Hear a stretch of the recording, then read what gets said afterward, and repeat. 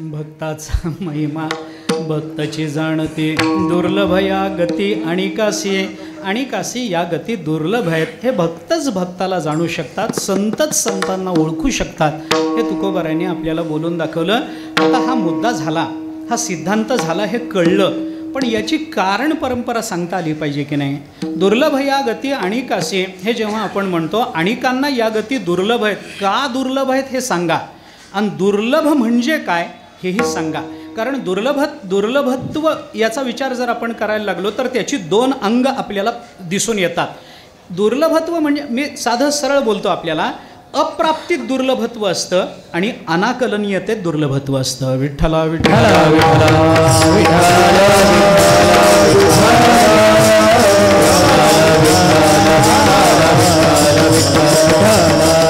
ज्या वस्तूची आपल्याला प्राप्ती होत नाही त्याला आपण दुर्लभ म्हणतो, आणि ज्या वस्तू आपल्याला कळत नाहीत त्यालाही दुर्लभ असं म्हटलं जातं. अप्राप्तीतलं दुर्लभत्व कोणतं आणि अनाकलनीयतेतलं दुर्लभत्व कोणतं याचा विचार केला तर इथं दुर्लभ या गती आणिकासी याच्यामध्ये अनाकलनीयता नाही. कारण संत जर जगताला अप्राप्त राहिले तर त्यांचा उपयोग होणार नाही. ज्ञानोबाराय आपल्याला प्राप्त होऊ शकतात, तुकोबाराय आपल्याला भेटू शकतात, निळोबाराय आपल्याला भेटू शकतात, नामदेवराय आपल्याला भेटू शकतात, हे लक्षात घ्या. फक्त त्यांच्या भेटीकरता तेवढा अधिकार आपल्याला सिद्ध करावा लागतो, ही गोष्ट वेगळी. पण भेटू शकतात की नाही? शकतात. 700 वर्षानंतरही ज्ञानोबाराय भेटले की नाही? भेटले. वैकुंठाला गेलेले तुकोबाराय नंतर अनेकांना भेटले की नाही? भेटले. नाथ महाराज अनेकांना भेटले की नाही? भेटले. त्यांचे जे अंतरंग उपासक आहेत त्यांना ते संत भेटत राहिले, हे उदाहरण आहे ना. मग त्यांना अप्राप्त कसं म्हणायचं? अप्राप्त म्हणता येत नाही. अप्राप्ततेचा विचार जर केला तर अधिकार शून्यतेने असणारी अप्राप्ती वेगळी, आणि दुसरा वेदांताचाच जर विचार सांगायचा झाला तर ज्या वस्तूची उत्पत्तीच होत नाही त्याची अप्राप्ती वेगळी. त्याच्यामध्ये पुन्हा 2 प्रकार आपल्याला करता येतात. जास्त विस्तार मला करायचा नाही, त्या अप्राप्तीचा विचारच सोडून द्या. संत आपल्याला दुर्लभ आहेत, अनेकांना संत दुर्लभ आहेत असं जे तुकोबाराय म्हणतात ते दुर्लभ आहेत म्हणजे काय? अनाकलनीय आहेत हाचा त्याचा अर्थ आहे. अनाकलनीयता हा दुर्लभाचा अर्थ घ्यायचा, अप्राप्ती हा त्याचा अर्थ इथं करायचा नाही. कारण अप्राप्तीतली दुर्लभता, आकाशाला लागलेलं फूल प्राप्त आहे का अप्राप्त आहे? कायमच अप्राप्त ना हो. गंधर्व दुर्ग काय पाडावे, शशविषाण काय मोडावे, होवावे मग तोडावे ख पुष्पके, वांझेची आले का कैची जन्मपत्रिका, नभी निळी भूमिका के कल्पुपा. हे सगळं कसं आहे मला सांगा ना. याचा अत्यंताभाव आहे ना, आणि अत्यंताभावात्मक जो पदार्थ हा कायमच अप्राप्त राहणार आहे. त्याचं काय कौतुक आहे? त्या अप्राप्तीत आपल्याला संत अशा पद्धतीचे अप्राप्त आहेत का असं आपल्याला म्हणता येणार नाही. मग अप्राप्तता कोणती? म्हणून अप्राप्ततेचा विचार करण्यापेक्षा अनाकलनीयतेचा विचार करा. पुढं आपल्याला त्याचं चिंतन करता येण्यासारखं आहे. आता मी पुढे जातो, थोडंसं ऐका. संत महात्मे आपल्याला दुर्लभ आहेत, ते संतांनाच कळू शकतात असं तुकोबारायांचं म्हणणं आहे. आता दुर्लभ आहेत, दुर्लभ या गती आणिकासी, या आणिकांना ही गती का दुर्लभ आहे हेही सांगता आलं पाहिजे. असं आहे, सिद्धांत मांडणं फार सोपं असतं. ऐका, सिद्धांताची मांडणी करणं फार सोपं आहे, पण आपण मांडलेला सिद्धांत सिद्ध करून देणं हे फार अवघड असतं. आणि गंमत अशी असते की जो सिद्धांत मांडतो त्याच्यावरच सिद्धांत सिद्ध करण्याची जबाबदारी असते. मी सिद्धांत मांडायचा आणि तुम्ही सिद्ध करत बसायचा असं होत नाही, असं होत नाही. तुम्ही जर सिद्धांत मांडला असेल तुम्ही सिद्ध करा, मी सिद्धांत मांडणार असेल मला सिद्ध करायची जबाबदारी माझी आहे, तुमची नाही. मी सिद्धांत सांगितला, खोटं बोलू नये, मी सिद्धांत सांगतो, पण का खोटं बोलू नये हे मला सांगावं लागेल की नाही?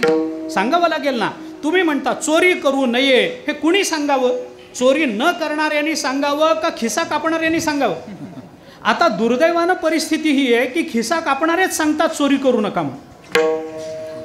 ही परिस्थिती आहे, त्यामुळे सिद्ध करण्याची जबाबदारी त्यांच्यावर येत नाही. आता वारीमध्ये गर्दीच्या दिवसामध्ये बोर्ड लावलेले असतात की नाही, खिसे कापूपासून सावधान, आपापली खिसा पाकिटं सांभाळा, सोनं नाणं सांभाळा, दागदागिने पैसे सांभाळा, असे बोर्ड लावलेले असतात की नाही. हे बोर्ड कोण लावतं? चोरच लावत असतात. तुम्हाला माहीत नसेल याच्या मागचं मानसशास्त्र, हे चोरच लावतात. कारण का? हे साधं मानसशास्त्र आहे.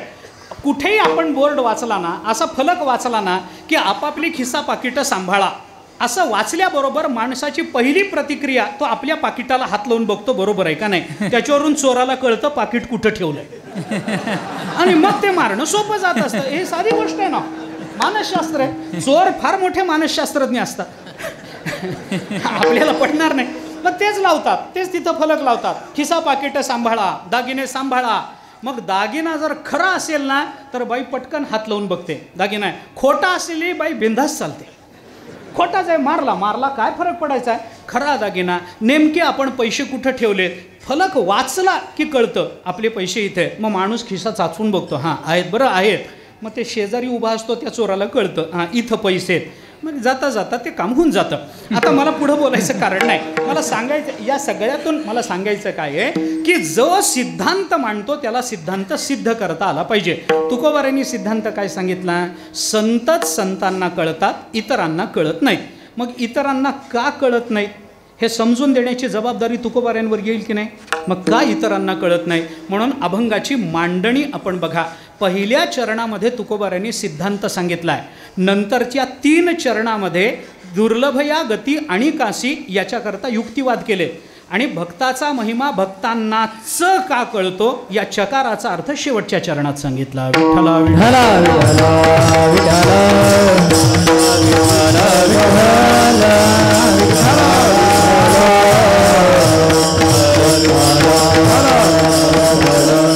याचा विस्तार कितपत होईल वेळेच्या मर्यादे मला माहिती नाही मध्ये, पण तरी जाता जाता सगळा अभंग आपल्यासमोर मांडण्याचा प्रयत्न करतो. सामान्यत्वानं तरी सरळ अर्थाने तरी मांडतो. लक्षात घ्या, तुकोबाराय म्हणतात भक्ताचा महिमा भक्तालाच कळतो, इतरांना ती गती नाही, इतरांना ते कळत नाही.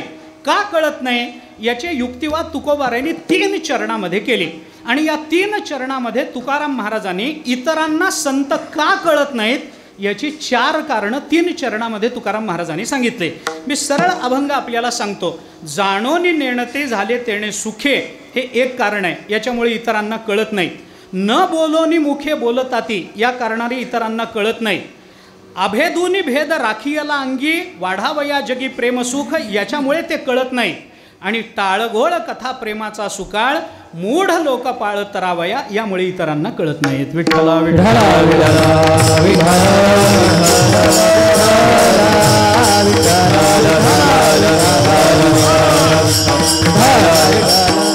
म्हणून मग कळतात कुणाला, भक्ताचा महिमा भक्तची जाणती. हे भक्तची जाणती मध्ये का जाणती, शेवटच्या चरणामध्ये त्याचं चिंतन केलं. आपल्याला अनेक वेळेला ते सांगून माहिती आहे. जे त्या अधिकारावर पोचलेले असतात ते एकिया भावे जे संतांना जाणतात त्यांनाच संत कळतात, इतरांना कळत नाही. तुका म्हणे अंगे व्हावे ते आपण, तुका म्हणे अंगे व्हावे ते आपण, तुका म्हणे अंगे व्हावे ते आपण, अंगे व्हावे ते आपण. हरित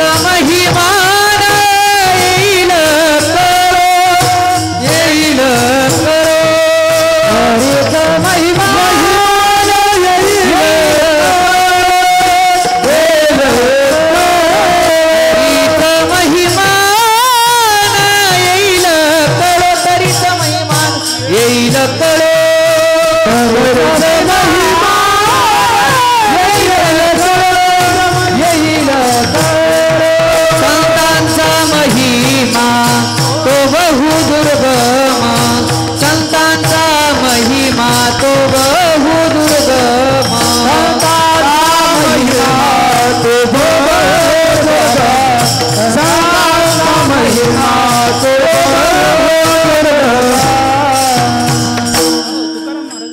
सगळ्यांना माहितीचं प्रमाणे परिचित प्रमाणे तुका म्हणे अंगे व्हावे ते आपण, तरीच महिमान येईल कळो. संतांचा महिमा तो बहुदुर्गम, शाब्दिकाचे काम नाही येथे, बहुदुधड जरी झाली म्हैस गाय तरी काय होईल कामधेनू. तुका म्हणे अंगे व्हावे ते आपण, तरीच महिमान येईल कळो. अंगे आपण व्हावे तरीच महिमान कळो येईल, इतरांना ते कळो येणार नाही.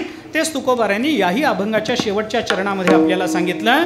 तुका म्हणे असो हे तो तया ठावे, तीही एक्या भावे जाणीतला. एक्या भावे ज्यांनी जाणीतला तयासीच ते ठावे असो, इतरांना ते ठावे नसो, भक्ताचा महिमा भक्तची जाणती.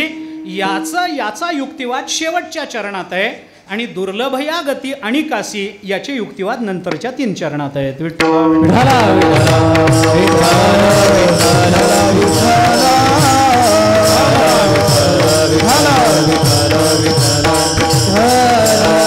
आता हे आणि काशी दुर्लभ आहेत म्हणजे अनाकलनीय आहेत, अप्राप्त आहेत अशातला भाग नाही.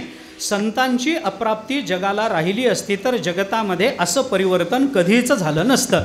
संत आपल्याला प्राप्त आहेत, आपल्याला भावनेने भेटू शकतात, आपल्याला ज्ञानाने भेटू शकतात, आपल्याला भक्तीने भेटू शकतात, आपल्याला उपासनेने भेटू शकतात. नाही असं नाही. कुणाला रेड्याला भेटू शकतात तर आपल्याला भेटायचे नाहीत का हो? पाखरांना भेटू शकतात तर तुकोबाराय आपल्याला भेटायचे नाहीत का? भेटू शकतात. आपली तेवढी तीव्र उपासना असली पाहिजे, हे लक्षात घ्या. निळोबारायांना भेटायला आलेच की नाही? आपल्याला फक्त 42 दिवसाचा निश्चक्र उपवास करता येणार नाही. काय तुझा जीव जातो एका दिशे फराळाच्या निषेधणी गेशी कशी तुकोबाराय भेटायचे? काय व्हायचं? असं होत नाही. असं म्हणून भेटत नाहीत असं नाही, अप्राप्त आहेत अशातला भाग नाही. ते दुर्लभ आहेत. दुर्लभम त्रयमेवैतत् देवानुग्रह हेतुकम मनुष्यत्वम मुमुक्षुत्वम महापुरुष संश्रय. आचार्यांनी आपल्याला विवेक चूडामणीमध्ये सांगितलं, या परमार्थाच्या दृष्टीने 3 गोष्टी माणसाला दुर्लभ असतात. मनुष्यत्व दुर्लभ आहे, मनुष्यत्वात आल्यानंतर मुमुक्षुत्व दुर्लभ आहे आणि मुमुक्षुत्व सिद्ध झाल्यानंतर संतांच्या चरणाचा आश्रय होणं हे त्याहीपेक्षा दुर्लभ आहे. आता याच्या पुढं भगवत प्राप्ती दुर्लभ आहे असं बोलता आलं नसतं का? सहज बोलता आलं असतं. पण महापुरुष संश्रय हा याच्या नंतर दुर्लभत्व ताणलं नाही, कारण त्याच्यापेक्षा दुर्लभ जगात काहीच नाही. विठ्ठला विठ्ठला विठ्ठला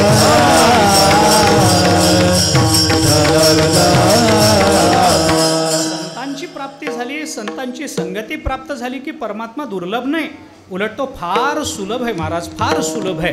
किती सुलभ आहे? आपल्याला ज्ञानोबारायांनी हरिपाठामध्ये सांगितलं, संतांची संगती मनोमागे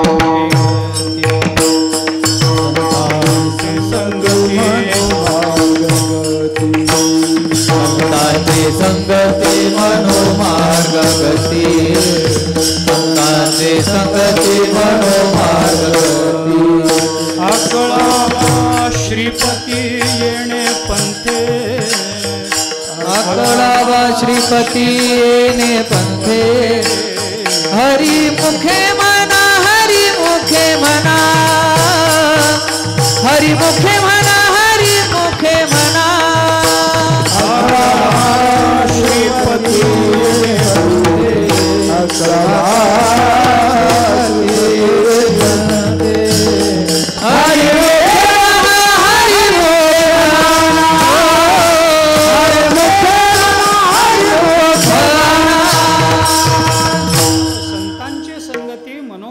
गती आकळावा श्रीपती येणे पंथे. संतांचे संगती येणे पंथे, श्रीपती मनोमार्गे आकळावा. इतक्या वेगानं परमात्मा प्राप्त होतो संत संगतीमध्ये, तर मग आपल्याला त्याला दुर्लभत्व द्यायचं कारण नाही. दुर्लभत्व कशाला द्यावं? महापुरुष संश्रय. इथं दुर्लभत्व आचार्यांनी आपल्याला दाखवून दिलं. या सगळ्यातून तुकोबारायांनी आपल्याला सांगितलं, त्याचाही विचार आपल्याला करता येतो. मनुष्यत्व अवघड आहे, मुमुक्षुत्व त्याहीपेक्षा अवघड आहे आणि त्याहीपेक्षा संतांची संगती, संतांची प्राप्ती, संतांचा परिचय हा त्याहीपेक्षा दुर्लभ आहे, हे आचार्याने सांगितलं. म्हणून तुकोबाराय म्हणतात की संत कुणाला कळतात? दुर्लभ या गती आणि काशी. का दुर्लभ आहेत? इतरांना का अनाकलनीय आहेत? या अनाकलनीयतेची 4 कारणं या अभंगामध्ये तुकाराम महाराजांनी सांगितले. सगळ्याच कारणांचा विस्तारानं विचार आपल्याला करता येणार नाही, पण धावता विचार जर करायचा झाला, प्रमाणाला सोडून वेळेच्या मर्यादात जर बसवायचं झालं, तर तुकोबारायांनी सांगितलं, जाणोनी नेणते झाले तेणे सुखे, न बोलोनी मुखे बोलताती. या कारणानं संत इतरांना दुर्लभ आहेत. आता इतरांना म्हणजे कुणाला दुर्लभ आहेत? मी 3 गोष्टी आपल्याला सांगितल्या. जीवाला दुर्लभ आहेत, ज्ञानाला दुर्लभ आहेत आणि देवाला दुर्लभ आहेत. जीवाला का दुर्लभ? अज्ञानामुळं. ज्ञानाला का दुर्लभ? अभिमानामुळं. आणि देवाला का दुर्लभ? अभेदामुळं. अभिमान, अभेद आणि अज्ञान या 3 गोष्टी संतांना ओळखण्याचा प्रतिबंध म्हणून आपण लक्षात घ्या. अभेदही आता शेवटच्या चरणात काय सांगितलं त्याचा विचार वेगळ्या अंगाने आपल्याला करावा लागेल, आत्ता करत नाही. तुकाराम महाराजांनी या 3 गोष्टी सांगितल्या. जाणोनी नेणते झाले तेणे सुखे, न बोलोनी मुखे बोलिता. ती 2 कारणांचा विचार आहे. ते जाणून नेणते झाले तेणे सुखे मान्य आहे. ते जाणून नेणते झाले हे सगळ्यांना कळत नाही महाराज. का कळत नाही? अज्ञान्याला जाणणं म्हणजे काय हे कळत नाही. ज्ञान्याला अभिमान्याला जाणून नेणतं कसं व्हावं हे कळत नाही. आणि परमात्मा जाणता नेणता याच्या अतीत असल्यामुळे त्याला कळत नाही. विठ्ठला विठ्ठला विठ्ठला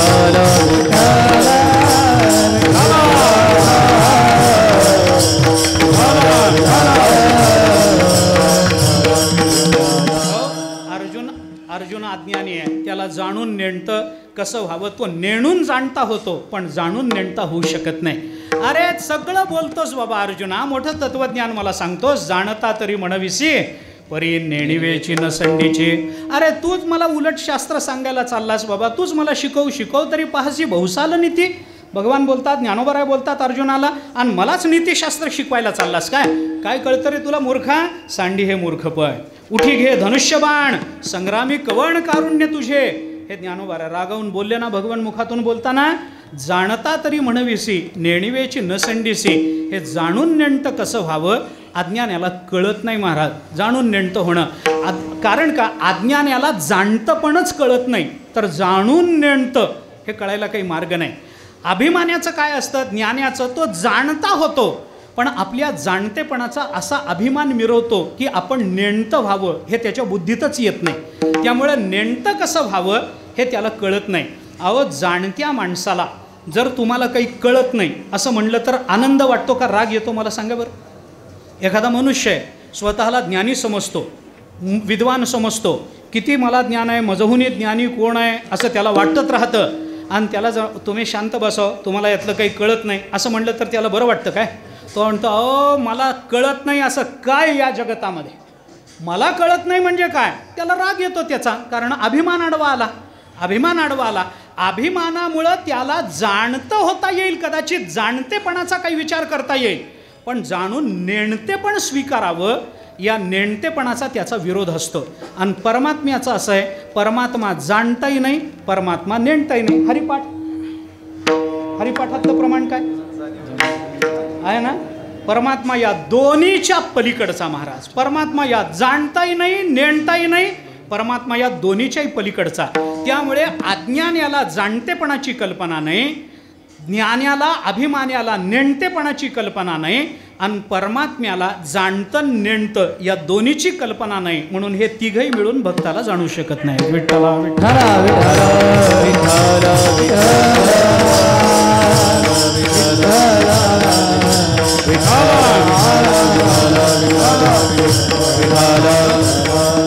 जाणून नेणतं होणं म्हणजे काय असतं याचा विस्तार करायचा झाला तर 2 पद्धतीनं मी त्याचा विचार आपल्यासमोर अगदी सूत्र रूपानं ठेवतो. जाणून नेणतं होणं म्हणजे काय? ते जाणते होतात, संत महात्मे जाणते असतात, पण तरीसुद्धा इतरांकरता मात्र जगताकरता मात्र आपली प्रसिद्धी होऊ नये याच्याकरता नेणतेपण स्वीकारतात. 13व्या अध्यायामध्ये पुष्कळ ओव्या त्या अर्थाच्या आपल्याला पाहता येतात. मला वाचस्पतीचे निपाडे, सर्वज्ञता तरी जोडे, परी वेडिवे माझी दडे, महिमे भेणे, सगळ्या ओव्या त्या आपण बघून घ्या. मला आता फार त्याच्या संबंधात विस्तारानं बोलायचं नाही. ते जाणते असतात, त्यांना सगळं कळतं, पण नेणतेपणाचा आव आणून ते या जगतामध्ये राहतात. पुष्कळ उदाहरणं आपण ब्रह्मसूत्र भाष्यामध्ये ते ब्रह्मसूत्रामध्ये अनाविष्कुर्वन नन्वयात असं सूत्र आलं. त्या सूत्रावरची श्रुती आचार्याने तिथं उद्धृत केली. तस्मात् ब्राह्मणः पांडित्यम निर्विद्य बाल्येन तिष्ठासेत. आचार्याने तिथं आपल्याला ही श्रुती सांगितली. ते कसे आहेत? ते जाणते. तस्मात् ब्राह्मणः ब्रह्मज्ञानी जे महापुरुष आहेत ते कसे आहेत? ते पांडित्यम निर्विद्य, त्यांना सगळं कळतं, सगळं पांडित्य आहे, पण कसे राहतात? बाल्येन तिष्ठासेत, लहान मुलासारखं त्यांचं आचरण असतं. हे आचार्याने तिथं बोलून दाखवलं. आता त्याच्यावरचा पूर्व पक्ष उत्तर पक्ष काय असेल त्या अधिकरणातला सोडून द्या, मला त्याच्यामध्ये लांबवायचं नाही. पण बाल्यन म्हणजे काय? लहान मुलासारखे ते राहतात. म्हणजे काय? लहान मूल जसं नेणतं असतं तसं ते राहतात. आचार्याने तिथे एक प्रमाणही दिलं आहे. आपल्याला 2-3 प्रमाणं या अर्थाची माहिती आहेत, नाही असं नाही. आचार्याने दिलेलं प्रमाण जर तिथलं बघायचं झालं, अधिकरणातलं बघायचं झालं, तर आचार्याने तिथं आपल्याला एका स्मृतीतलं प्रमाण दिलं आहे गूढधर्माश्रितो विद्वान ज्ञात चरितं चरेत अंधवत जडवच्च अपि मूकवच्च महिम चरेत. विठ्ठला विठ्ठला विठ्ठला विठ्ठला विठ्ठला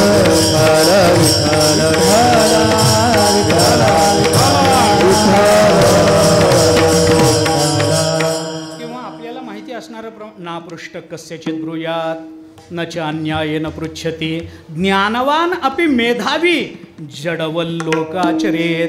तो जड बुद्धीच्या माणसासारखा या जगतामध्ये राहतो.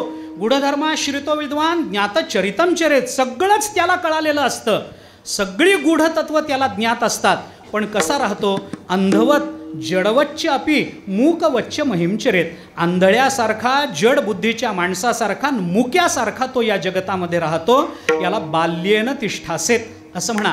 आचार्यांनी याचं दुसरं अंग दाखवताना आपल्याला असं सांगितलं, बाल्येनं म्हणजे काय? लहान मुलासारखा तो महात्मा राहतो. लहान मुलासारखा म्हणजे काय? लहान मूल जिथं बसलं तिथंच सगळे विधी उरकून टाकतं.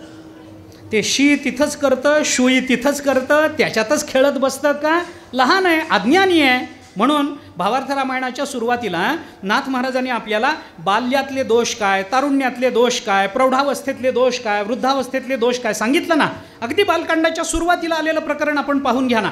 याच्यामध्ये अज्ञान हे बाल्यावस्थेचा सगळ्यात मोठा दोष आहे. तसं बाल्येन तिष्ठासेत म्हणजे लहान मूल जसं बसलं तिथं सगळे विधी करून घाण करून टाकतं, तसं हेही महात्मे त्यांना विधिनिषेध काही नसतो असं तुम्हाला सांगायचं आहे का? आचार्याने सांगितलं तसा अर्थ नाही बाबा. बाल्येनं या शब्दाचा अर्थ करताना आचार्याने असं केला, ते ज्ञानवान आहेत, त्यांना सगळं कळतं, पण लहान मुलासारखे राहतात. याचा अर्थ असा की लहान मुलाच्या अंतःकरणामध्ये जसा दंभ नसतो, जसा द्वेष नसतो, कुणाविषयीचा अपपर भाव नसतो, तसं यांचं अंतःकरण शुद्ध आहे. म्हणून बाल्येनं तिष्ठासेत. विठ्ठला विठ्ठला विठ्ठला विठ्ठला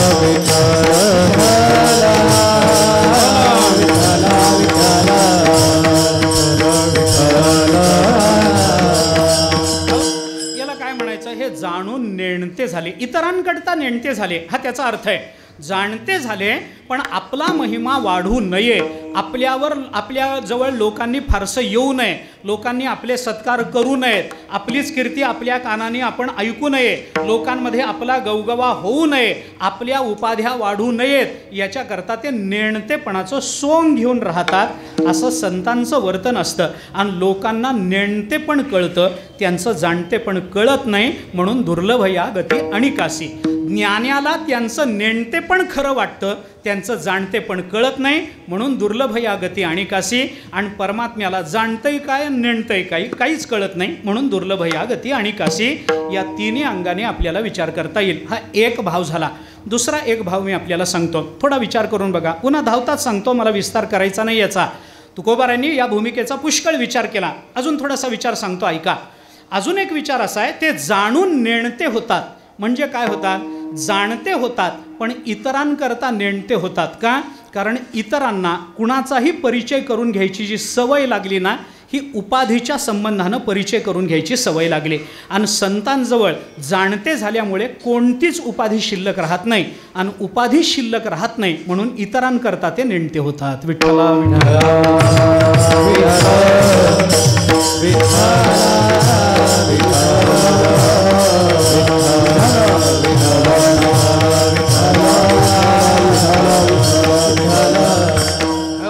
जाणून नेणतं होणं याचे दोन अर्थ मी आपल्याला सांगतोय. ते जाणते होतात आणि स्वतःच नेणते होऊन राहतात, हा एक अर्थ आहे. आणि ते जाणते होतात पण उपाधी संपल्यामुळं ते इतरांकरता नेणते होतात, असा दुसरा अर्थ मी आपल्याला सांगतोय. दुसरा म्हणजे काय? उपाधी नसलेल्या वस्तूचा परिचय आपल्याला होत नाही. कोणत्याही वस्तूचा तुम्हाला आम्हाला जो परिचय होतो ना, तो उपाधीवरून होतो. आणि उपाधीवर ज्ञानोबारांनी चिंतन 17व्या अध्यायात केलेलं बघा ना. ओम तत्सदिती निर्देशो या श्लोकावरचं चिंतन आपण पहा. ज्ञानोबारांनी परमात्म्याला सुद्धा वेदांनी उपाधी जोडून देऊन, नामाची उपाधी जोडून देऊन परमात्म्याचा आपल्याला परिचय करून दिला. हे ज्ञानोबारांनी आपल्याला सांगितलं ना. वास्तविक परमात्मा तसा आहे का? मला सांगा. परमात्मा उपाधीत अडकणार आहे का? मला सांगा. पण ज्ञानोबारांनी सुद्धा 15व्या अध्यायातही पुन्हा तोच विचार ज्ञानोबारांनी बोलून दाखवला. ज्ञानोबाराय म्हणतात, या वेदाला सुद्धा परमात्मा उपाधीशिवाय कळाला नाही. उपाधीचा ओथंबा घेवोनी श्रुती उभविती जगा, नामरूपाचा बडंबा करीती वाया. हे ज्ञानोबाराय 15व्या अध्यायात बोलले ना. म्हणजे उपाधी घेतल्याशिवाय वस्तूचा परिचय. निरुपाधिक वस्तू मी आपल्याला साधं उदाहरण सांगतो. एक साधं आपल्या नित्य परिचयातलं उदाहरण सांगतो. आपण एखाद्या वेळेला प्रवासात असतो. प्रवासामध्ये जाताना कुणीतरी एक व्यक्ती आपल्या बाजूला येऊन बसते. आपल्याला ती व्यक्ती ओळखते. आपण त्या व्यक्तीला बघितलेलं असतं. आपण म्हणतो अरे यांना बघितलंय. कोण आहे लक्षात येत नाही. कोणीतरी जवळचा माणूस आहे, नेहमी बघितलेलं याला लक्षात का येत नाही. आणि तो आपल्याला विचारत राहतो, बरं आहे का, मुलीचं पत्र आलं का, मुलगी बरी आहे ना सासरी, अमुक झालं का, तुमचं ते काम होणार होतं झालं का. हे सगळं घरातलं तो विचारतो आणि आपल्याला कळत नाही. एवढा घरातला आहे पण आपल्याला ओळखू येत नाही. चेहरा बघितल्यासारखा आहे पण परिचय लागत नाही. आणि तो मात्र मोकळेपणाने आपल्याला बोलत राहतो. नंतर त्याचं गाव येतो, तो उतरूनही जातो. पण आपल्या डोक्याला भोंगा लागलेला असतो ना, कोण आहे. घरी जातो आपण तरी लक्षात येत नाही कोण आहे. रात्र सगळी विचारात जाते, कोण आहे. जवळचा माणूस आहे, ओळखू येत नाही. आणि मग दुसऱ्या दिवशी आपल्याला पोस्टानं आलेलं पत्र द्यायला माणूस येतो आणि मग लक्षात येतं हा तर पोस्टमन आहे. मग हा पोस्टमन आहे, रोज आपल्या घरी पत्र द्यायला येतो. मग शेजारी येऊन बसला तर का ओळखता आला नाही. कारण एकच आहे, रोज खाकी कपड्यात येतो, त्या दिवशी नव्हता म्हणून. कारण का, त्या उपाधीची आपल्याला सवय लागली महाराज. उपाधीची सवय लागली आणि सवय लागल्यामुळे आपण त्या उपाधीच्या संबंधानं परिचय करून घेण्याचा प्रयत्न करतो. संत जाणते होतात त्यामुळे त्यांच्याजवळ उपाधी राहत नाही. आणि उपाधी नसल्यामुळे आपण त्यांना ओळखत नाही, म्हणून ते नेणते वाटायला लागतात. विठ्ठला विठ्ठला विठ्ठला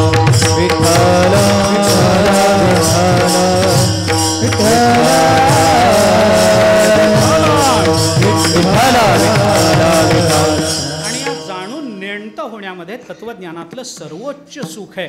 म्हणून झाले तेणे सुखे हे तुकोबाराय बोलून दाखवतात. तुकोबारायने देवाला हीच प्रार्थना केली, जाणून नेणते करी माझे मन, जाणून नेणते करी माझे मन, जाणून नेणते करी माझे मन, जाणून नेणते करी माझे मन. तुझी प्रेम पुन्हा देवोनिया, तुझी प्रेम पुन्हा देवोनिया, तुझी प्रेम पुन्हा देवोनिया, तुझी प्रेम पुन्हा देवोनिया.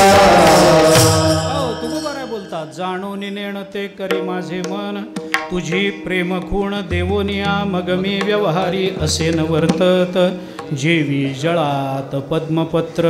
तुकोबाराय बोलताना भाषा काय वापरतात, मला जाणून नेणतं करा. कारण जाणून नेणतं होण्यामध्ये तत्वज्ञानातलं परमार्थातलं सर्वोच्च सुख आहे. ज्ञानोबारायांना सगळं कळतं पण ज्ञानोबाराय म्हणतात, शब्द कैसा घडीजे, प्रमेय कैसे पाचडीजे, अलंकार म्हणजे कायते नेणे. ज्ञानोबाराय कायते नेणे म्हणतात. याला काय अर्थ आहे मला सांगा ना. त्यांना कळत नाही का हो. शब्द कसा घडतो ज्ञानोबारायांना माहीत नाही. प्रमेय कैसे पाचडीचे ज्ञानोबारायांना माहीत नाही. अरे प्रमेयाची उद्याने त्यांच्या ग्रंथामध्ये आणि ते ज्ञानोबाराय म्हणतात. अलंकार म्हणजे कायते नेणे. अलंकार कशाला म्हणतात मला कळत नाही. सगळं कळूनही मला कळत नाही म्हणण्याचं सुख हे फक्त संतांनाच कळतं आणि त्या सुखानं ते समृद्ध असतात आणि ते सुख आपल्याजवळ नसतं. म्हणून दुर्लभ या गती आणि कसे. विठ्ठला विठ्ठला विठ्ठला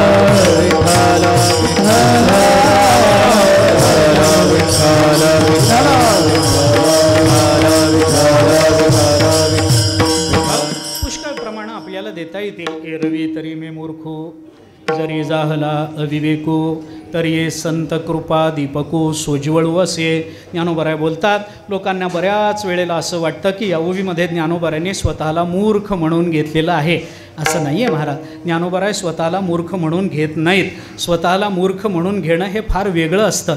ज्ञानोबाराय तसं जात नाही. हे ओवी आहे, ही गोष्ट खरी आहे. एरवी तरी मी मूर्खू जरी जाहला अविवेकू, हे ज्ञानोबाराय बोलतात. मी मूर्खू असं म्हणलं आहे, पण हे ज्ञानोबारायांकडे लागत नाही, ही वस्तुस्थिती आहे. कारण काय, ज्ञानोबारायांनी पुष्कळ चिंतन केलं आहे. एवढा मोठा महाभारतासारखा ग्रंथ आहे हा, गगनमुठी वावे मशके केवी वगैरे माझ्या ताब्यात कसा येणार वगैरे. पण ज्ञानोबारायांनी त्याच्या आधी एक ओवी दिली आहे. ती ओवी वाचून मग एरवी तरी मी मूर्खू ही ओवी वाचली तर मग आपल्याला कळतं काय आहे. एरवी तरी मी मूर्खू असं ज्ञानोबाराय म्हणाले. एरवी या शब्दाचा अर्थ काय हो? एरवी म्हणजे काय? एरवी म्हणजे दरवेळेला नाही. एरवी या शब्दाचा अर्थ दरवेळी असा होत नाही. एखादा मनुष्य आहे, आजारी पडला, जेवण जात नाही, त्याला बसवणाऱ्याने बायकोनी म्हणा मित्रांनी म्हणा बसवून काही खाऊ घातलं. अरे खा बाबा, थोडं खा, थोडं खा, थोडं खा. मग तो अर्धी चतकोर भाकरी कशी तरी खातो. जात नाही बाबा, खाण्याची इच्छा नाही. अरे असं कसं म्हणतोस, तू एवढा खाणारा? तो म्हणतो अहो आजारी आहे म्हणून अर्धी भाकरीसुद्धा जात नाही, एरवी 5-5 भाकऱ्या जागेला बसवतो. एरवी म्हणजे कधी? म्हणजे दरवेळेला नाही. आत्ता आजारी आहे हा अपवाद आहे त्याच्यामध्ये, एरवी पदामध्ये आहे की नाही. एरवी पदामध्ये अपवाद सांगायचा असतो आणि हा अपवाद आपल्याकडे आला तर मी मूर्ख आहे. एरवी तरी मी मूर्खू, पण कधी? कधी? एरवी म्हणजे कधी? परितेथ असे एक आधारू, जेणे बोले मी सधरू, सानुकूळ श्रीगुरु ज्ञानदेव म्हणे. हे ज्ञानोबाराय बोलले ना. जर श्रीगुरु आधार आहेत आणि एरवी म्हणजे श्रीगुरूंचा आधार नसता तर मी मूर्खू, आणि मला मात्र श्रीगुरूचा आधार आहे म्हणजे मी मूर्ख झालो काय? ज्ञानोबाराय स्वतःला मूर्ख म्हणून घेत नाही ती. हे सांगण्याकरता मला फार बोलावं लागेल. न बोलोनी मुखे बोलताती, ते बोलत नाहीत पण मुखानं बोलतात. न बोलता पुष्कळ बोलतात असे संत असतात. त्यामुळे इतरांना ते कळत नाहीत.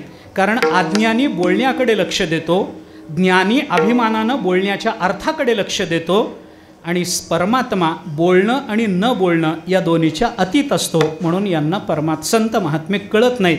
हे न बोलोनी मुखे बोलताती म्हणजे काय याचा विचार करायचा आहे. एकदा भजन करू, थोडासा विचार सांगून अभंगाची संगती लावून देतो, सेवा संपवतो. विठोबार कुमार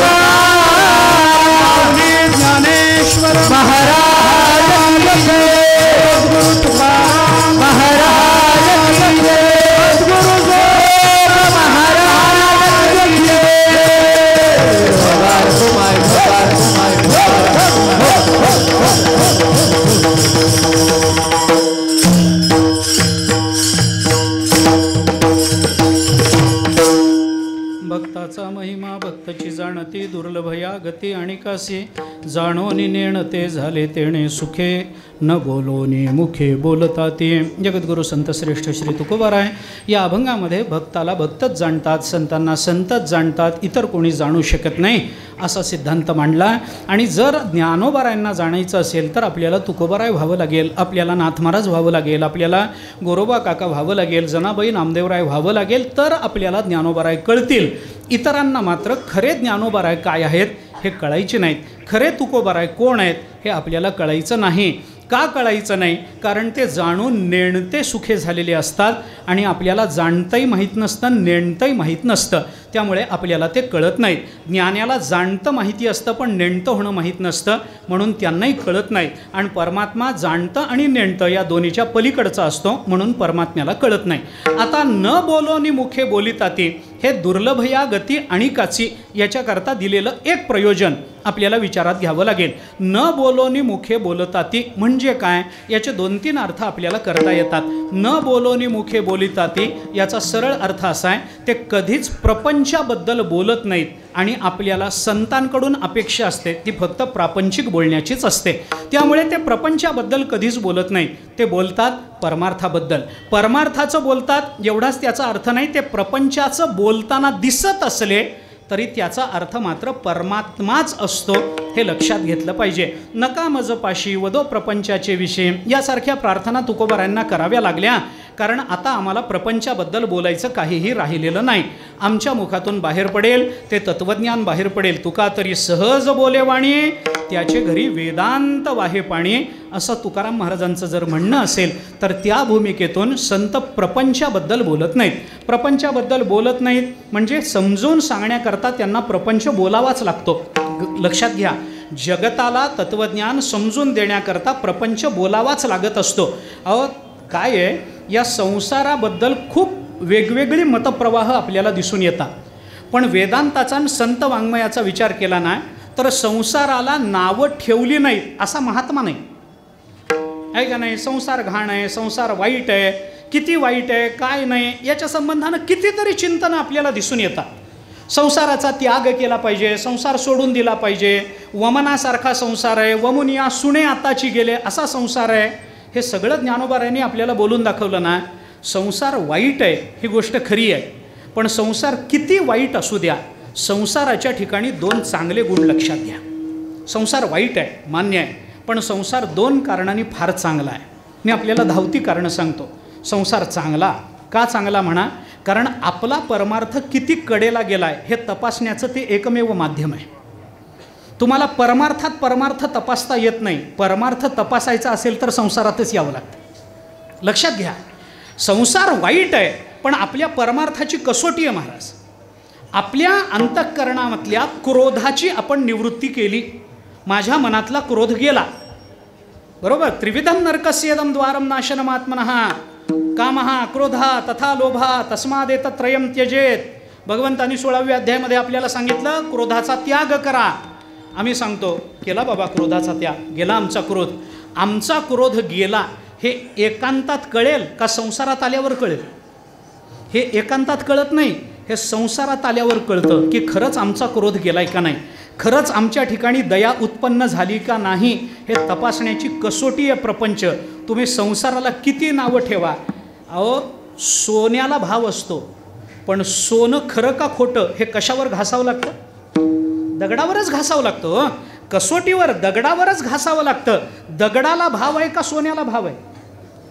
भाव कशाला आहे? सोन्याला. आणि तो भाव खरा आहे का खोटा आहे हे ठरवतं कोण? दगड.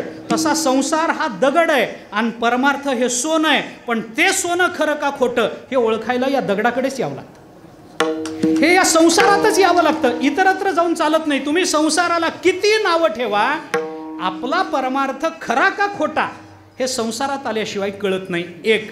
आणि संसाराचा दुसरा चांगला गुण सांगतो, लक्षात घ्या. संसार किती वाईट असू द्या, पण प्रवचन कीर्तनामधला परमार्थ कळायला सगळे दृष्टांत तिथूनच आणावे लागतात. विठ्ठला विठ्ठला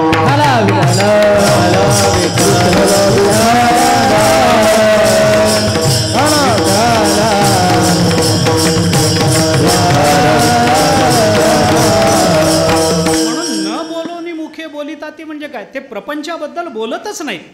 प्रपंच हा त्यांच्या बोलण्याचा विषय कधीच होत नाही. जो बोलण्याचा विषय होतो तोच प्रपंच असतो. ऐका, प्रपंच म्हणजे काय, जो बोलण्याचा विषय होतो तो. आपण उपनिषद पहा, वाचारंभणम विकारो नामधेयम मृत्तिका इत्येव सत्यम. हे मृत्तिका इत्येव सत्यम सोडून द्या, पण वाचारंभणम विकारो नामधेयम हा काय आहे? हा सगळा प्रपंच आहे. जे जे वाचारंभण जे जे जिथं जिथं आहे तिथं तिथं प्रपंच आहे. प्रपंच हा फक्त बोलण्याचा विषय आणि परमार्थ हा बोलण्याचा विषय नाही, हे अनुभवाची जोगे नोहे बोलायसे. ज्ञानोबारायांनी आपल्याला 18व्या अध्यायामध्ये चिंतन सांगितलं.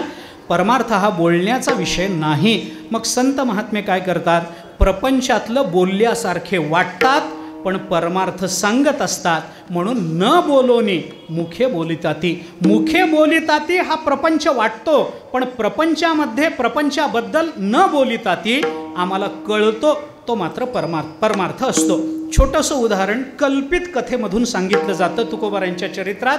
थोडंसं धावतं सांगतो म्हणजे आपल्याला स्पष्ट रूपानं कळेल. एक माणूस तुकोबारायांकडे आला आणि तुकोबारायांना म्हणाला, तुम्ही आम्हाला असं सांगता की दिनरजनी हाची धंदा गोविंदाचे पवाडे, दिवस रात्र भगवंताचं नामस्मरण करावं, देवाच्या नामस्मरणानं कलियुगामध्ये सगळं होऊन जातं. आम्हाला पटतं, पण तुकोबाराय आम्हाला नाम घ्यायला वेळच नाही. कोण बोललं? एक माणूस तुकोबारायांकडे आला आणि त्यांनी तुकोबारायाने सांगितलं, नामस्मरण करायला फुरसतच नाही. आता माणसाला फुरसत नसतेच, कशालाच फुरसत नसते, कशालाच नसते. माणसं अहो परमार्थ आळंदे फुरसतच नाही हो. माणसं म्हणतात मरायला फुरसत नाही. आता कशी यांची फुरसत बघून मरण येणार आहे देव जाणे. पण हे म्हणतात मरायला फुरसत नाही, मग फुरसत बघून एकदा मर बाबा, तसं तरी कर, काहीतरी एक कर. असं होत नसतं. फुरसत नाही, फुरसत नाही. त्यांनी सांगितलं वेळच नाही. तुकोबारायांनी त्यांना विचारलं, काय करता आपण? वेळ नाही म्हणजे असं काय काम करता? तो म्हणाला, माझं किराणा मालाचं दुकान आहे. मग तुकोबाराय म्हणाले, सोपं की हो, दुकानामध्ये नामस्मरण करायला काय? तो म्हणाला, कशाचं नामस्मरण? पहाटे 5 वाजता दुकान उघडतो, रात्री 11 वाजता बंद करतो, गिऱ्हाईकच सरत नाही. तुकोबाराय म्हणाले, मग ठीक आहे, गल्ल्यावर बसल्या बसल्या नामस्मरण करा. ते म्हणाले, गल्ल्यावर बसल्या बसल्या डोक्यात हिशोब चालू असतो, नामस्मरण होत नाही. मग तो तुकोबाराय म्हणाले, निदान पुड्या बांधताना तरी नामस्मरण करा. तो म्हणाला, पुड्या बांधताना त्याचे किती पैसे झाले याचा हिशोब चालू असतो. मग सकाळी उठल्याबरोबर नामस्मरण करा. तो म्हणाला, महाराज सकाळी उठल्याबरोबर कसा मी उठतो? अहो पहाटे उठतो 4 वाजता, कसं बसा आंघोळ करतो, दुकानामध्ये जातो, दिवसभर दुकानामध्ये असतो, जेवायला फुरसत मिळत नाही. रात्री 11 वाजता दुकान कसं तरी बंद करतो, रात्री 11 वाजता घरी येतो, चतकोर अर्धी भाकरी पोटात गेली न गेली कसं तरी खातो. अंथरुणावर पडायच्या आत तर डोळा लागतो, डोळा लागून अंथरुणावर पडतो. कधी नामस्मरण करू? नामस्मरण कधी करू? तुकोबारायांनी सगळं ऐकून घेतलं आणि तुकोबाराय म्हणाले, तुम्ही नेमकं काय करता? तो म्हणाला, माझं दुकान आहे. कशाचं दुकान आहे? किराणा मालाचं दुकान आहे. तुकोबाराय म्हणाले, मग मी तुम्हाला सांगतो, एवढं करा म्हणे. काय करायचं? मला फुरसत नाही, वेळ नाही. मग काय करायचं? तुकोबाराय म्हणाले, तुमच्या दुकानामध्ये मायफळ मिळतं का? मायफळ? तो म्हणाला, मिळतं. जायफळ मिळतं? मिळतं. मिरे मिळतात, जिरे मिळतात, हिंग मिळतो, काय फळ मिळतं. मग तुकोबाराय म्हणाले, फार सोपं आहे. ते म्हणाले, कसं सोपं आहे? तुम्हाला परमार्थ तिथंच आहे. तो म्हणाला, कसं काय? तुकोबाराय म्हणाले, काही नाही, कायफळ, मायफळ, जायफळ, मिरे, जिरे, हिंग, देव काय लांब आहे? तो म्हणला, म्हणजे काय? तुम्ही माझ्या दुकानातली यादी वाचून दाखवता आणि तिथं देव आहे म्हणून सांगता, असा कसा देव? तुकोबारायांनी त्याला, आता हे सगळं प्रपंचाचं बोलणं आहे ना, कायफळ, मायफळ, जायफळ, मिरे, जिरे, हिंग, प्रपंचच आहे ना. तुकाराम महाराज म्हणाले, हे सगळं मिळून तिथं देव. म्हणे कसा देव? तुकोबारायांनी सांगितलं, कायफळ म्हणजे तुझ्या दुकानात मिळणारं नाही, कायफळ म्हणजे कायारूपी हे जे फळ आपल्याला आपल्या कर्माचं प्राप्त झालेलं आहे, हे कायफळ. हे कसं आहे? मायफळ म्हणजे माईक आहे, त्यामुळं कधीतरी जायफळ. हे जे कायारूपी फळ आहे हे मायफळ आहे, त्यामुळं कधीतरी जायफळ, कधीतरी जाणार आहे. मग काय कर? ह्या देहात आल्यानंतर मिरे हे ज्या दिवशी जिरे, हिंग, तिथं देव आहे. विठ्ठला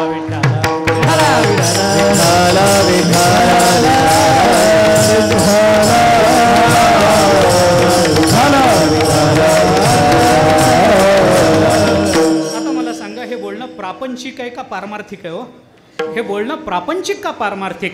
तुकोबाराय प्रपंचाच्या संबंधानं बोलत नाहीत, ज्ञानोबाराय प्रपंचाच्या संबंधानं बोलत नाहीत. प्रपंचाच्या संबंधानं बोलताना दिसत असले तरी ते परमार्थाशिवाय दुसरं काही सांगत नाहीत. म्हणून न बोलोनी मुखे, प्रपंच मुखे न बोलोनी, परमार्थ मात्र बोलतात. विठ्ठला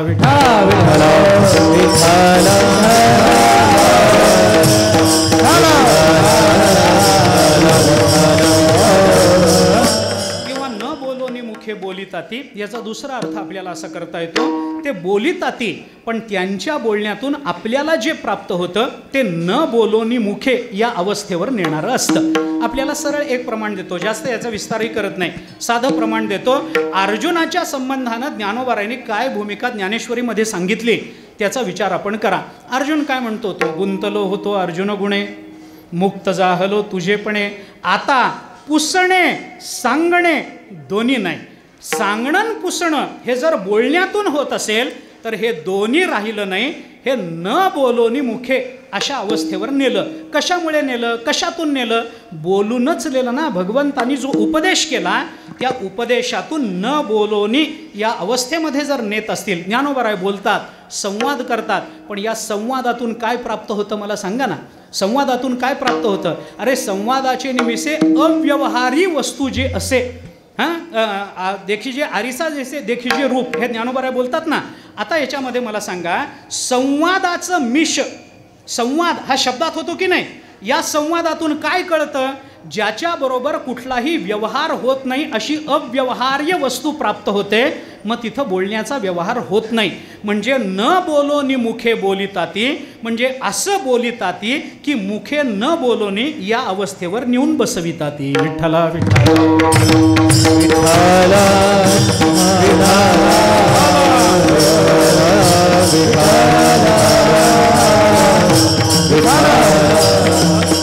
आणखीन एक अर्थ आपल्याला ज्ञानोबारायांनीच भगवंताच्या मुखातून सांगितलं 18व्या अध्यायामध्ये, त्या अनुषंगानं विचारात घेता येतो. पुष्कळ सांगण्यासारखं, अर्थ करण्याचे पुष्कळ प्रकार, सगळाच विचार मी आपल्याला सांगत नाही. न बोलोनी मुखे बोलताती याचा अर्थ काय करायचा, ज्ञानोबारायांनी भगवंताच्या मुखातून अर्जुनाला उपदेश करताना अशाच पद्धतीचे शब्द वापरलेत. पहा आपण, बोलतया बोलताची भेटे, हे बोलिले हे न घटे.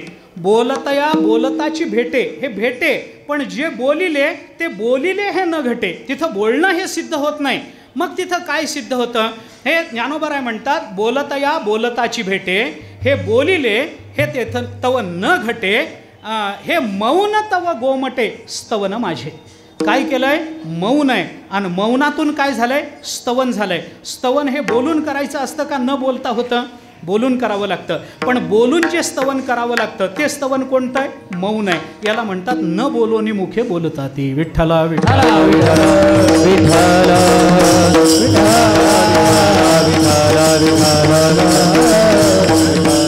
त्याच्याच पुढची ओवी आहे, त्याच्याच पुढची, म्हणून तया बोलता बोली बोलता मी भेटता, हे मौन होय तत्वता स्तवन माझे. बोलले ना भगवान, हे मौन होय तत्वता, मौन होय माझे स्तवन. हे माझं स्तवन आहे पण तत्वता हे मौन आहे. बोलले ना, कशातून का बोलले, म्हणून तया बोलता बोली बोलता मी भेटता. भगवान म्हणाले, अरे त्यांच्या बोलण्यातून माझ्या स्वरूपाला ते प्राप्त होतात, त्यामुळे त्यांचं न बोलणं हे सुद्धा माझं स्तवन असतं. आणि न बोलण्यातून कसं बोलायचं असतं हे इतरांना कळत नाही, म्हणून दुर्लभ या गती आणि कसे. विठ्ठला विठ्ठला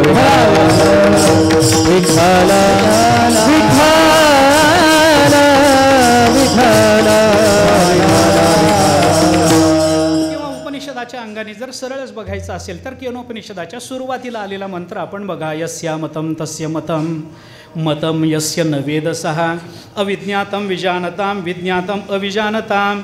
झालं ना, हे बोलले, श्रुती बोलली नाही, हे बोलण्यातून काय सांगितलं, यस्या मतम तस्य मतम, मतम यस्य न वेदसः. बोलून दाखवणारे बोलून दाखवत असतात, त्यांना काही कळत नाही, आणि ज्यांना कळत असतं ते अजिबात बोलत नसतात. जे बोलून दाखवतात त्यांना कळत नाही, 2-2 तास कीर्तन करतात, काहीही कळत नाही. आणि ज्यांना खरंच तत्त्व कळालेलं असतं ते मात्र न बोलता गप्प बसलेले असतात. कीर्तन असा शब्द उपनिषदात आला नाही, मी माझ्याबद्दल बोलतोय असं लक्षात घ्या. आम्ही बोलतो पण त्या बोलण्यातून काही सिद्ध होत नाही. संत महात्मे बोलत नाहीत पण जगताला ब्रह्मदर्शन करून देतात. न बोलोनी मुखे बोलताती. 2-3 अर्थानं, अजूनही काही अर्थानं आपल्याला विचार करता येतो. हे सगळ्याला कळत नाही. का कळत नाही, कारण अज्ञानाला शब्द कळतो, अभिमानाला अर्थ कळतो, आणि परमात्मा शब्द आणि अर्थ या दोन्हीलाही ओळखत नाही. तो भावाभावाच्याही पलीकडचा आहे.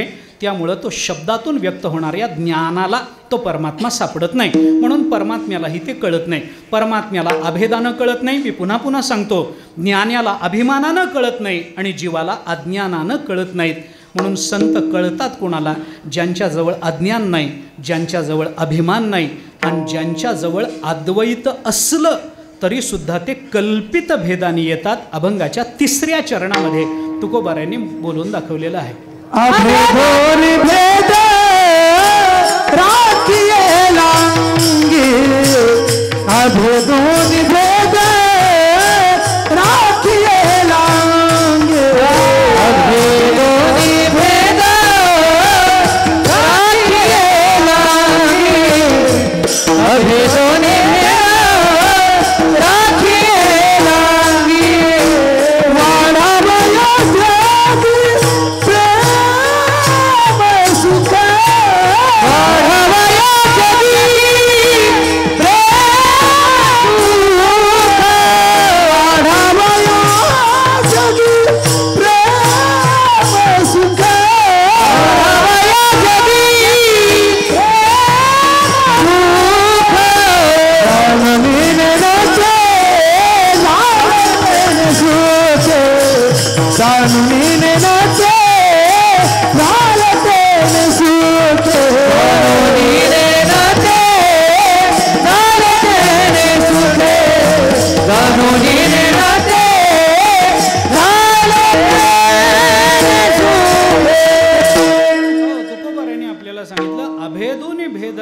अंगी वाढावया जगी प्रेमसुख.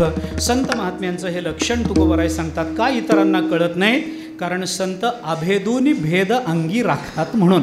आता अभेदोनी भेद राखणं हे सगळ्यांना कळत नाही.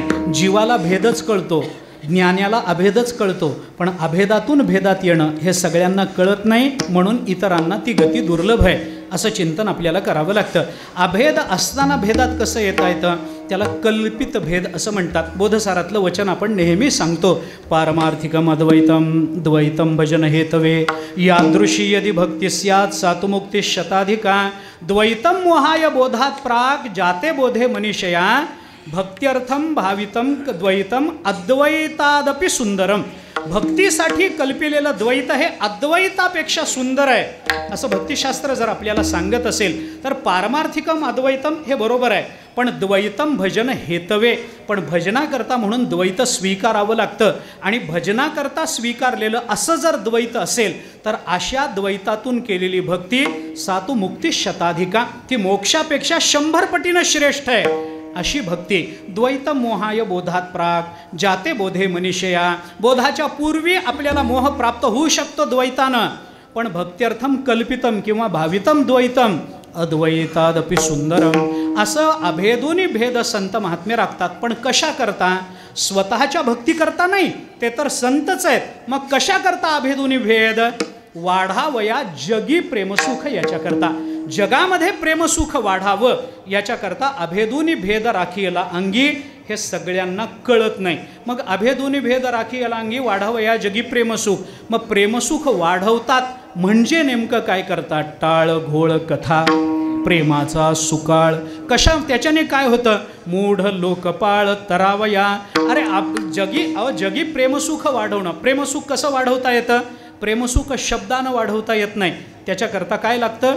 टाळघोळ लागतो. त्याच्याकरता टाळ वाजले पाहिजेत, त्याच्याकरता मृदंग वाजला पाहिजे, त्याच्याकरता कीर्तन झालं पाहिजे, त्याच्याकरता भजन झालं पाहिजे. याच्याने प्रेमसुख वाढतं. आणि कशाने वाढतं?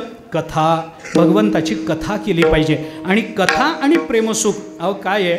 आता हा विषयांतर होईल या विषयाच्या बाबतीत, परंतु लक्षात घ्या आपण, कीर्तन हा जो शब्द आहे की नाही, तो महाराष्ट्र सोडून सगळ्या जगभरामध्ये नामस्मरण या अर्थाने विचारात घेतला जातो. कीर्तन म्हणजे काय? नामस्मरण. सततम कीर्तयन्तो माम यतंतश्च दृढव्रताः. या श्लोकावरची सगळी भाष्य आपण पहा, ज्ञानोबारायांचं भाष्य सोडून सगळी भाष्य पहा. ज्ञानोबारायांनी दिलेला आयाम हा आत्तापर्यंत दिलेल्या भाष्यकारांपेक्षा व्यापक आहे, हे लक्षात घ्या. सगळ्या भाष्यकारांनी सततम कीर्तयन्तो माम इथल्या कीर्तन शब्दाचा अर्थ काय केला? नामस्मरण असाच अर्थ केला. पण नुसतं कीर्तन म्हणजे नामस्मरण नाही. महाराष्ट्रामध्ये या बरं, कीर्तन म्हणजे काय? आपण जे करतो आहोत ते इथं नुसतं नामस्मरण नाही. म्हणून ज्ञानोबारांनी कीर्तन शब्दाचा आयाम कसा वाढवून दिला. कृष्ण, विष्णू, हरी, गोविंद या नामाचे निखळ प्रबंध, हे नाम घेणं झालं, कीर्तनात हे लागतं. पण माझी आत्मचर्चा विशद उदंड गाती, ज्याच्यामध्ये आत्मचर्चा आणि भजन एकत्रित येतं त्याला जर कीर्तन म्हणायचं असेल तर ज्ञानोबारांनी दिलेला कीर्तन शब्दाला दिलेला अर्थ हा आत्तापर्यंत भाष्यकारांनी दिलेल्या अर्थापेक्षा व्यापक आहे आणि जास्त आनंद निर्माण करणारा आहे. हे लक्षात घ्या. जगद्गुरू शंकराचार्यांनी सुद्धा नाम एवढाच अर्थ केला, पण ज्ञानोबारांनी नाम असा नुसता अर्थ न करता नामस्मरण युक्त आत्मचर्चा किंवा आत्मचर्चा युक्त नामस्मरण याला कीर्तन असं म्हणा, असं ज्ञानोबारांनी सांगितलं. आणि हे नामस्मरण कुणाचं? तुमचं, माझं नाही. कृष्ण, विष्णू, हरी, गोविंद या नामाचे निखळ प्रबंध, माझी आत्मचर्चा विशद उदंड गाती, याला ज्ञानोबाराय कीर्तन म्हणतात. आणि या दोन्हीला मिळून तुकोबाराय म्हणतात. टाळ, घोळ, कथा याच्यातूनच प्रेमाचा सुकाळ होऊ शकतो. अन्य कशातूनही प्रेमाचा सुकाळ होणार नाही. मग हा प्रेमाचा सुकाळ यांनी केला. कशातून केला? टाळघोळ कथेतून केला. अहो, अभेदोनी भेद कसा राखायचा इतरांना कळत नाही, आणि अभेदोनी राखलेला भेद स्वकल्याणाकरता वापरायचा सोडून दिला. वाढावया जगी प्रेमसुख, जगाकरता कल्पित भेद स्वीकारायचं हे जगाला कळत नाही. ज्या भजनाकरता कल्पित भेद स्वीकारला, तो कल्पित भेद ज्या भजनाकरता स्वीकारला, ते भजन जगताला एका व्यापक आनंदाला सामोरं करणारं आहे. हे कसं नुसतं भजन आनंद कसं देतं हे सगळ्यांना कळत नाही, अभिमानाला कळत नाही. म्हणून संतांनी प्रार्थना केली, आम्हाला नकोच देवा, तिकडं जायचंच नाही, त्याच्यामध्ये नित्य नवा अभिमान तया माझी नकोच, आम्हाला तसलं ज्ञान नकोच, आम्हाला भजन पाहिजे. हे जे संतांनी मागितलं, या मागणीतून तुकोबारांनी आपल्याला हेच सांगितलं. याही चिंतनातून तुकोबाराय आपल्याला हेच सांगतात की टाळ घोळ कथा प्रेमाचा सुकाळ कसा होतो? दुर्लभ या गती आणि कासी. आणि याच्यातून सिद्ध काय होतं? मूढ लोकपाळ तरावया. या कीर्तनातून कोण तरून जातं? मूढ लोकपाळ. हा मूर्ख असणारा लोकपाळ नाही, मूर्ख आणि लोकपाळ हे तरावया. लोकपाळ म्हणजे लोकांचं पालन करणारे मोठे मोठे अधिकारी, राजे राजवाडे. आणि मूढ म्हणजे मूर्ख. मूर्खापासून राजे राजवाड्यांपर्यंत जे कोणी असतील त्या सगळ्यांना तरण्याकरता फक्त नामाचाच विचार संत कसे करतात हे सगळ्यांना कळत नाही. म्हणून हे संत महात्मे सगळ्यांना कळत नाहीत. मग कुणाला कळतात? जे संतांना जाणतात, जे संतांच्या ऐक्य भावाला प्राप्त झालेले असतात त्यांनाच संत कळतात. अभंगाच्या शेवटच्या तुका म्हणे हे तो आहे तया ठावे, तुका म्हणे हे तो आहे तया ठावे, तुका म्हणे हे तो आहे तया ठावे, तुका म्हणे हे तो आहे तया ठावे, म्हणे हे तो आहे तया ठावे, तुका म्हणे तो आहे तया ठावे, तुका म्हणे तो आहे तया ठावे, तुका म्हणे तो आहे तया ठावे, जाणी चला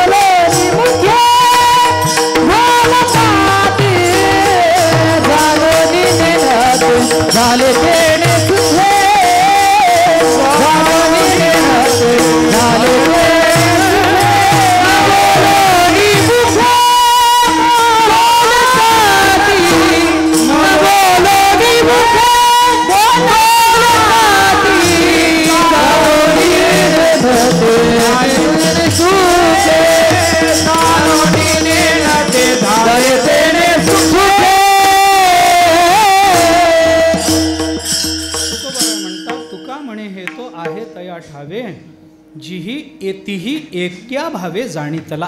तीही एक्या भावे, तीही म्हणजे कुणाला? परमात्म्याला नाही, संतांना एक्या भावे जो जाणीतला. तुका म्हणे हे तो तया ठावे आहे. त्यांनाच तो संत महात्मे कळतात जे संतांच्या ऐक्य भावाला प्राप्त होतात. जे संत पदवीवर आरूढ होतात त्यांनाच ते संत कळतात. दुर्लभ यागती अणिकासी. अणिकाला म्हणजे जीवालाही कळत नाहीत, ज्ञानालाही कळत नाहीत, देवालाही कळत नाहीत. मग संत कुणाला कळतात? जे संत संत होतात त्या संतांनाच संत कळतात. म्हणून तुकोबाराय सांगतात, भक्ताचा महिमा भक्तची जाणते, दुर्लभ या गती अणिकासी. जाणून नेणते झाले तेणे सुखे, न बोलोनी मुखे बोलता ते. तुकोबाराने आपल्याला संतांचं महात्म्य सांगितलं आणि संतांना जाणणारेच संत असतात असा सिद्धांत सांगून का इतरांना दुर्लभ आहे हेही सांगितलं. आणि संतांनाच संत का कळतात? कारण ते संतांच्या ऐक्य भावाला प्राप्त झालेले असतात. आपण आत्ता 2 प्रमाणात या संबंधात देऊन आलो. अशा पद्धतीनं संतांना जाणणाऱ्या संतांचा विचार तुकोबाराने प्रस्तुत अभंगामध्ये सांगितला. हे संत कोण आणि संतांना जाणणारे कोण? आपल्याकडे त्याच्याकरता एकच प्रमाणे ज्ञानेश्वर